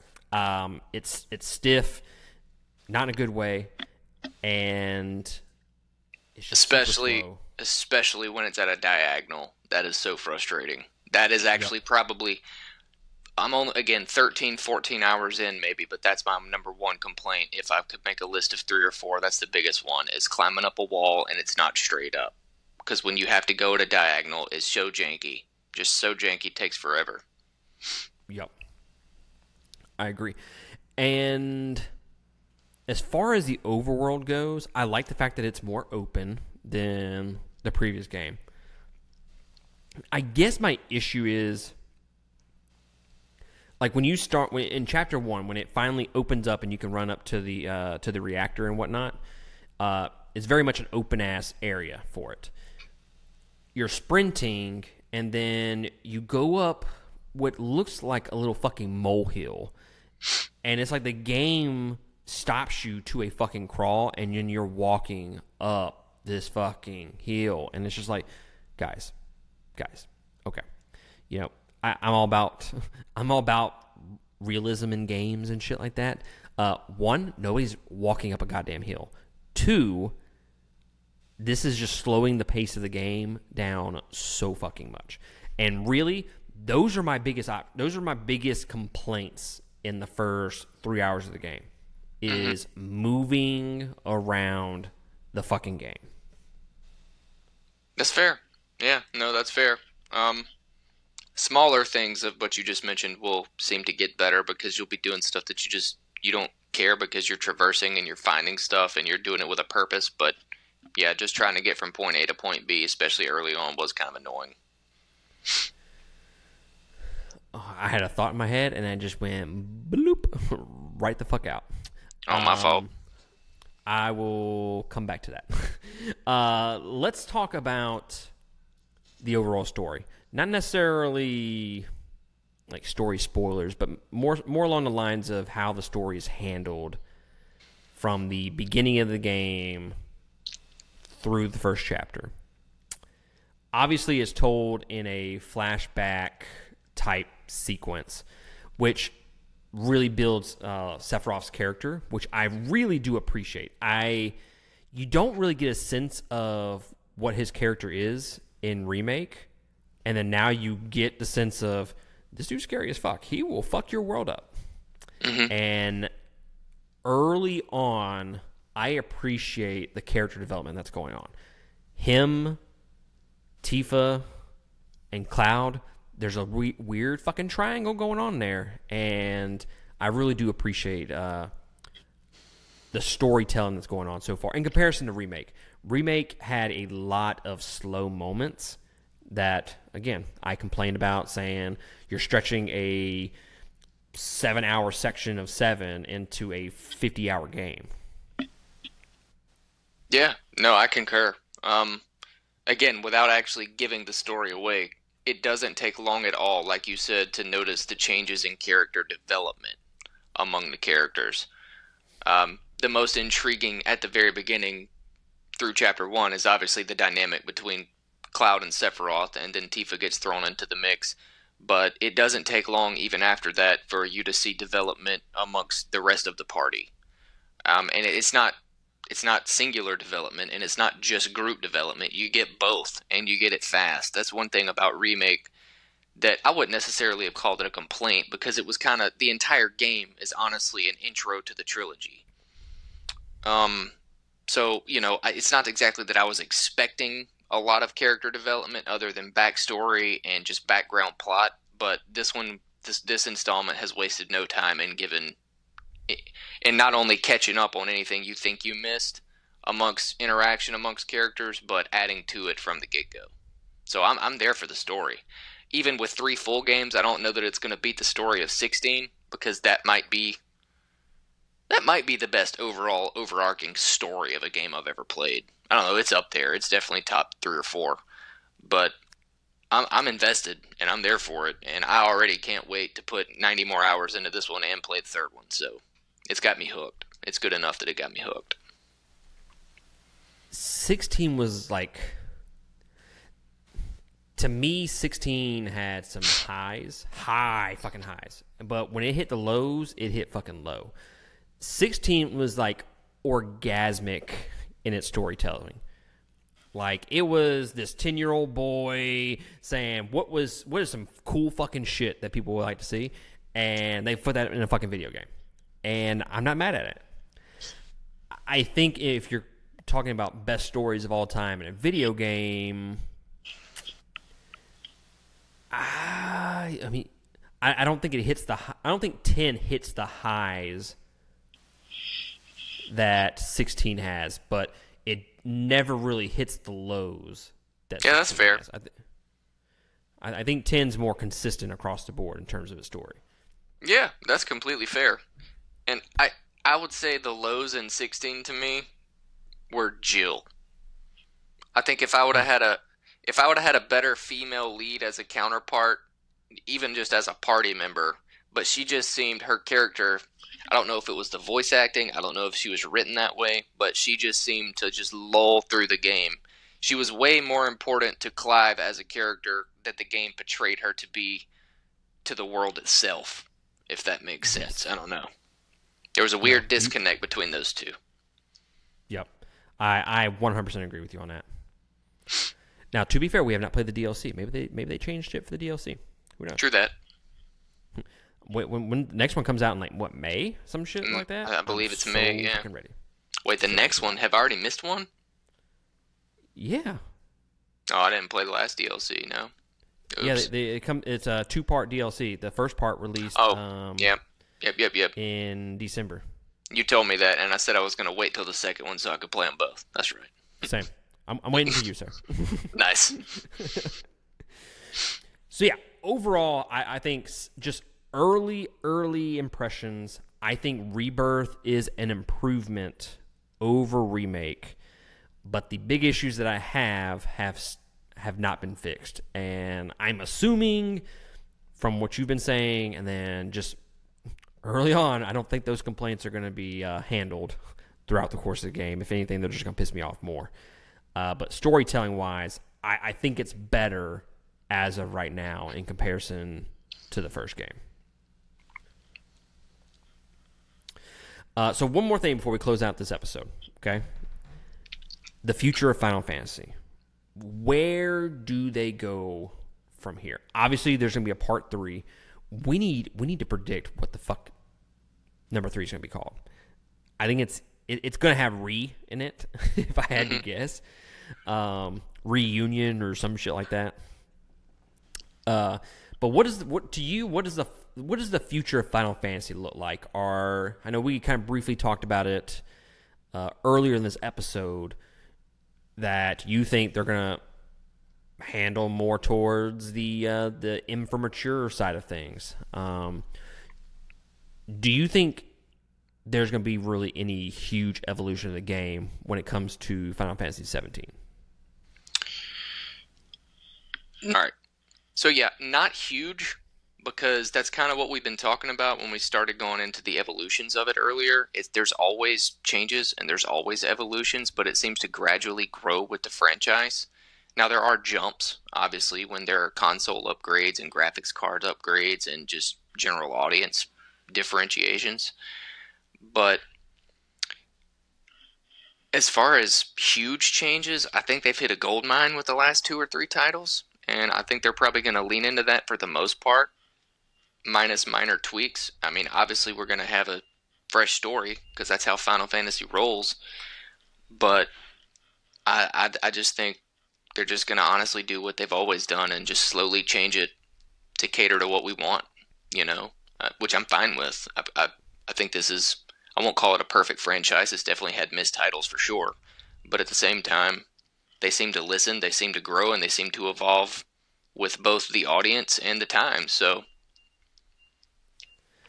what I think would be really cool for them to do in the future, and I doubt they will, but like dynamic storytelling, in a sense, I guess if that's the word you want to use for it, and they've kind of used it in this game. I don't know how it affects later in the game, but like I'll use the example of Aerith wanting to go up to the clock tower with you, or the water tower, and you can choose yes, no, not right now, and you have a timed sensor. You have a countdown where you have a certain amount of time to answer that question, and it affects your relationship with her. I would like to see that apply to the overall story, not just the characters, in future installments. Like, your decision early on to, I don't know, you can choose to kill somebody, and then that decision will carry on for the rest of the game. That would be fucking cool. Yeah, no, that would be cool. That is one thing, you're right, they don't have much of that, is game-breaking decision-making. Which, I honestly, I wish more games incorporated that. But, again, I'm not a developer. I don't know how hard that is. So, well, and I actually read about this. I was doing some research on Mass Effect one time, and apparently the reason not many companies do that is because it octuples the amount of data you have to put into a game. Because if every decision you make affects something, then that means there has to be hundreds, if not thousands, of possible outcomes. So I think that would be hard for Final Fantasy, just because the games already have so much data in them to begin with. I mean, this was a 4-hour download off of a disc, So, I don't know, it would be cool, though. would be cool as technology grows and we can go to have like a 45 terabyte memory in our consoles. Maybe that's something they could do. Maybe in 20 years when they remake the remake, Yes. you have a decision: bang Tifa or bang Aerith. this affects later installments. Yes. Just no, I'm choosing Tifa. Oh yeah, there's only one, man. There's only one Tifa. All right, so what the future of Final Fantasy? They're obviously remaking Final Fantasy VII. If you had to choose one game, not Final Fantasy X, I'm assuming that's Final Fantasy IX, you would want to be remade next? I think so. Yeah, I was actually going to lead with we all know what I would want, but unselfishly, I think Final Fantasy IX would be the better option. I still think it's going to be Final Fantasy X, because if this one follows 3 to 4 years in suit after the second game, like the second one followed after the first, that's going to put the next release 2 or 3 years behind that, which would be riding around the 30-year anniversary of Final Fantasy X. So I think they're not going to have much choice other than to do that one next, because the marketing would just be too easy. But again, fine with that. Going to play the shit out of it. Going to pre-order 8,000 copies of it. But I think it would do 9 a lot of justice. Like I mentioned earlier, I just think 9 has so much story potential that they weren't able to express and exhibit at the time that it came out and they produced it, because of technical limitations during that age. I would be down for any of the games prior to 10 being remade. I would. I mean, I think we both want 10 more than anything. I would not want it a trilogy though. Like I want no, definitely wouldn't either. I wish they would go the route of Resident Evil, and just, hey, let's remake this shit from the ground up. Let's tweak things here and there to kind of make it better for modern audiences. But let's give it a new coat of paint. Let's just remake the entire game and release them, I don't know, every other year. Let's, something along those lines. 10 would be great. Just remake it from the ground up. I'm not even asking you to change a whole lot, because I do love that story and I do love the overall gameplay. The question remains, and that is, how do they change the combat if they remake games earlier? So, I mean, anything, was it 10 and before, it's all turn-based for the most part. Do they just remake the game from the ground up and just make it turn-based? Or do they make it an action RPG like 16, like 7 Remake and Rebirth? You're not going to believe my answer, man, but honestly, I would, if they're going to redo 10 again and vamp it up with the graphics cards that they're putting into 7, I want an action RPG. See, people... Do you not like turn-based? Because a lot of people have issues with turn-based combat and shit like that. And it's like, I don't really have an issue with it. I think there's a way to make it look fucking cool and turn-based. Of course I don't have an issue with turn-based combat. Who are you talking to, man? Like, I would probably honestly still prefer a turn-based game, because I still love strategy RPGs, and I still love most JRPGs that are turn-based. But after seeing what I've seen out of 16, 7 Remake, and now what I've seen out of Rebirth, if I'm going to go into that world again, if I'm going to dedicate 40 to 50 more hours back in Spira, I'm not tired of it. I could play that game right now on my Switch and enjoy it just as much as I did 10 years ago, but it would be really cool if it got a new complete makeover and I got to enjoy it in a different way that I have it so far. That's true. And now, like I said, you convinced me on that. I figured out how to incorporate magic into action RPGs, which is, I think, something that I lacked when I played Remake and Final Fantasy 16. So that side of Final Fantasy 10, as long as they keep that in there somehow where I can still use it and my time magic and all that, I would be completely on board with trying it out, action RPG. Okay, you brought me to your side, okay? Because originally I was like, I think I just want a turn-based turn-based game, just like the OG game, you know. And I don't think we make enough high-profile, high-fidelity, looks fucking amazing turn-based games. And we just don't do that nowadays. And it'd be great if it was done Final Fantasy style. I'd be there for it either way. Right? Yeah. I mean, who am I? I mean, they could do fucking whatever they want. Final Fantasy X Remake. I'm there. Just let me buy it. So y'all let us know in the comments below what Final Fantasy game you want remade next. And also, leave a comment below about what your initial impressions of Rebirth is. No spoilers. Don't be dicks. Okay? Don't be dicks. I'll fucking read that shit, and I'm gonna be pissed off if you spoil it for me. We will delete it and then loud cap you in the Discord. Yeah. Like, now don't do it because I'm telling you not to do it, okay? Don't be a double dick, okay? Fucking double dicks, man. So yes, also in the comments below, let us know what you think about this episode in terms of recapping and revisiting the history of specific franchises, because I think it was fun for the most part. I think we can tweak a couple things here and there to kind of make it more engaging. But I mean, there's Zelda, there's Mario, and those have huge fucking long franchises that we can discuss. So let us know down below. All right, let's close out this episode with our weekly recommendation. What do you recommend to the fine people there, Chris? Well, mine's going to be real simple. I recommend Persona 5 Royal because that deep dive is on its way. So you need to go ahead and get your copy, get it locked in, get it loaded up, and get started. Get it right, get it tight. Yes, indeed.